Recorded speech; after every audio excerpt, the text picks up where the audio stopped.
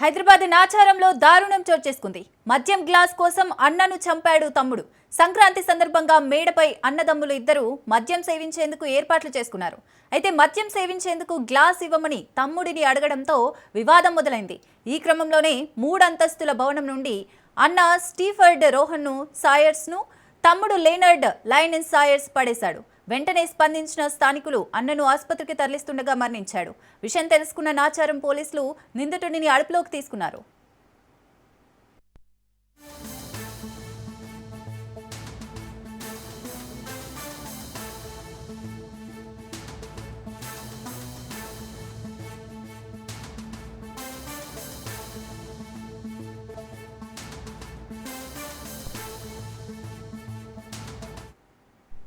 హైదరాబాద్ నాచారంలో దారుణం చోటు చేసుకుంది. మద్యం గ్లాస్ కోసం అన్నను చంపాడు తమ్ముడు.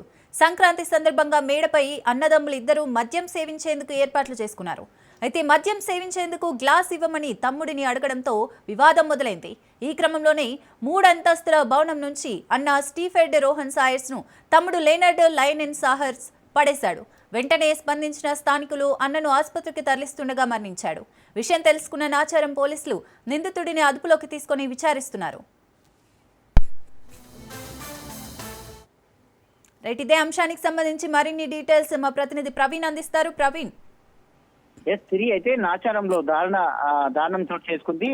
ఏకంగా ఆ అన్యను తమ్ముడు హత్య చేసినటువంటి సంఘటనను చూసి అక్కడ మొత్తం టోల్గా కూడా కాలనీ మొత్తం విస్తుపోయే సంఘటన జరిగిందని తెలుస్తుంది. అదేవిధంగా చూసుకుంటే కనుక ఆ ఇద్దరు వరుసకు అన్నదమ్ములు అయినటువంటి వీళ్ళిద్దరూ ఆ మద్యం సేవించే క్రమంలో గ్లాస్ కోసము గొడవ వచ్చిందంటూ కూడా స్థానికులు చెప్తున్నటువంటి సమాచారం అయితే వస్తుంది. సంక్రాంతి రోజు అర్ధరాత్రి సమయంలో ఆ ఒక భవనం పైన, తమ ఇంటి పైన భవనం పైన కూర్చొని అన్నదమ్ములు ఇద్దరు ఆ మద్యం సేవిస్తుండగా వాళ్ళిద్దరి మధ్యలో మాట పెరిగేసి మొత్తం త్వరగా వాగ్వాదం కూడా చోటు చేసుకుందంటూ కూడా చెప్తూ ఉన్నారు.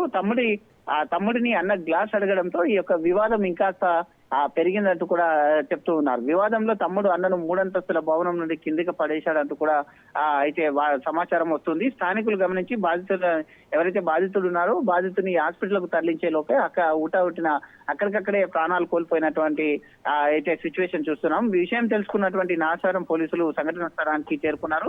అయితే నిందితుడు ఎవరైతే ఉన్నారో అక్కడ ఆ విషయం తెలుసుకొని పైనుండి కింద పడగానే అన్న కింద పడగానే అక్కడి నుంచి పారిపోవడం జరిగింది. పారిపోయిన వెంటనే ఆ పోలీసులు సమాచారం చేసుకుని కేసు నమోదు చేసి దర్యాప్తు చేపట్టే క్రమం లోపల నిందితుడిని కూడా పట్టుకుని అరెస్ట్ చేయడం జరిగింది. Thank you Praveen.